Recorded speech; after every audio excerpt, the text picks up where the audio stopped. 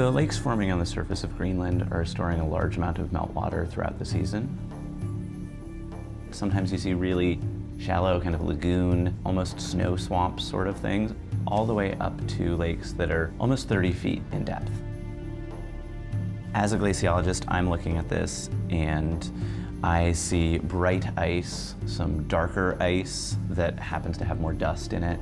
I see really bright snow. I see the lakes. You can see kind of a network structure where they're draining together.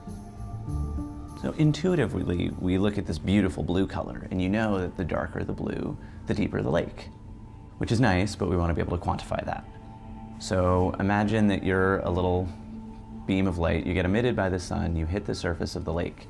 As the light goes through the lake, some of it is absorbed by the water, and a little bit of it gets scattered back.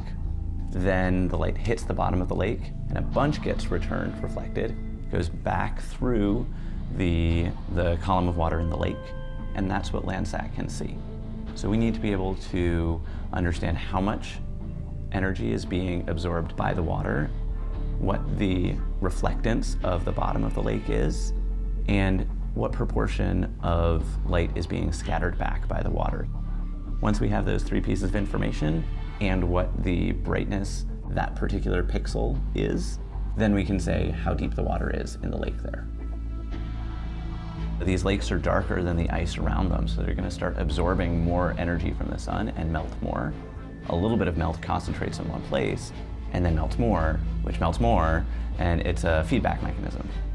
And when the lakes get big enough, they can force open fractures that then drill all the way down to the bed of the glacier, transporting this water to the base where it can temporarily speed up the flow of the ice.